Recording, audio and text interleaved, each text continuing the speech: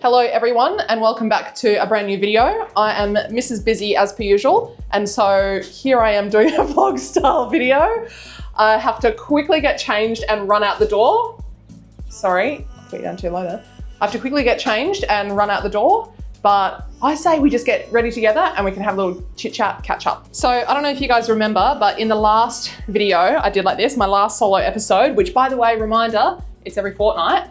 I was talking about how $1 million was about to be the new median house price for Western Australia, right? Well, I don't know if you guys have been keeping up on the news, but it's happened. It's only been less than 2 weeks since that speculation was going around, and it's happened already. Median house price in Perth is now over $1 million. Is that not gobsmacking to you? It's absolutely, don't look at that. It's absolutely gobsmacking. And I really, when I was making that video, I thought, do you know what? It's just speculation. Don't worry about it. Like, it's a bit of like fear mongering, you know? Like, I'm sure like people are saying this, but is it gonna happen? Maybe, but probably not. Like, at the end of the day, we're still in Perth, you know? But no, we have surpassed it, and it's looking like we are absolutely gonna cruise well into the $1 million. And frankly, I don't know where that leaves me, because I have very much not made $200,000 in the last 6 months, which is how much the median house prices have gone up pretty much. It's like so extreme. And I don't know how anyone who wants to buy a house is expected to keep up with that. What sort of people are in the category of people who can actually keep up with that sort of house price growth? Not this cheeky babe right here, I'll tell you that for free. Just quickly, how cute is this set? It's so gorgeous, I absolutely love it. I'll show you the skirt better later on, but it's from Marley the Label. My beautiful friend Annalise owns that little shop, and it's got such gorgeous stuff, and she was so kind to send this to me. We've got a few things to do and then we're off to the beach, so I thought I can absolutely trot trot down there wearing this. Okay, here I am in a new location. I'm in the car, I'm traveling, but I wanted to flag something that I've really been seriously pondering recently, and I feel like maybe some of you might be feeling the same, especially if you are not a homeowner and maybe you're a millennial first home buyer like me. For the people that go to these jobs and you work so hard and you have this sense that you're getting somewhere, that you're working towards something, and for a lot of people that is buying a house, right? With the house prices now so far out of reach, hundreds of thousands of dollars out of reach, does it give anybody else the sense that what is kind of the point of working towards anything? And I know that's cynical and it's definitely not my normal style, but I have seriously been thinking, what's it all for? What am I working towards if my goal is so far out of reach that I'll just never even dream of even getting the bottom of the barrel? Because that's kind of what it's feeling like now. Now that the median house prices in Perth are well over $1 million, and even the absolute outskirts, I've been looking at places way in the outskirts, like Armidale is off the cards for me. I can't even afford Armidale now, which is a sentence I never thought would come out of my mouth. And that is absolutely insane. So I've been looking at places way further out, Maddington, Swanview, Bellevue, like areas that I've never even heard of before. I'm like, oh, what's this place?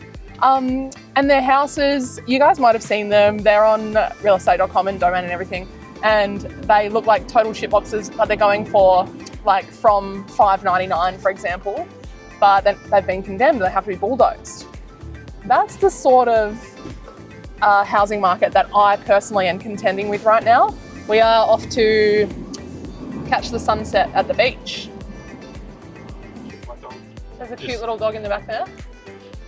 Handsome driver. I know the observations that I personally have been making and the feelings that I've been feeling personally are not just a figment of my imagination, because there is actual data to back up what I'm saying, and I know that because I went and did a little bit of research. But just quickly, check out this view. Wow. So this bridge is going to actually close down next week, and it's going to be absolutely carnage for the locals, so I hear. Okay, so back to what I was saying. I have in fact been doing a little bit of research, and I want to read you something about what's been happening with wages and house prices. So Perth's median house price has increased at more than twice the growth rate of the average adult weekly earnings in Western Australia over the past decade. Where does that leave the average millennial first home buyer? Not in a good position, does it, Kobe? Kobe's so freaked out he's got to lay down. Do you hear what I'm saying? Basically, house prices have grown so much that not even an average adult salary is ever going to catch up to it. It's all incredibly, really terrifying because it makes me think, what is going to happen to me in the future if I cannot get myself into the housing market soon? I also, oh yeah, there's the water. Well, you can't really see it on camera. Anyway, I'll just take my word for it. Okay, also, here is my next question to you guys. I know there's a lot of people that watch this channel that are far more knowledgeable on this sort of stuff than me, and I want to hear your thoughts on this. Okay, so we obviously have crazy inflation, 3.8%, and it's looking extremely likely that it's going to push interest rates up as early as next week. And there's also experts that are saying we're basically coming up to like a lot of interest rate increases this year.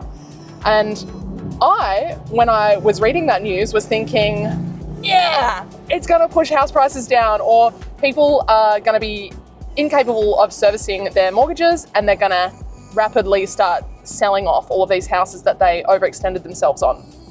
That's where my mind went, but I know it's not that simple. And I do have some secondary theories on this, but let me know down in the comments, what do you think this interest rate increase is going to do to house prices? Is it going to go up? Is it going to go down?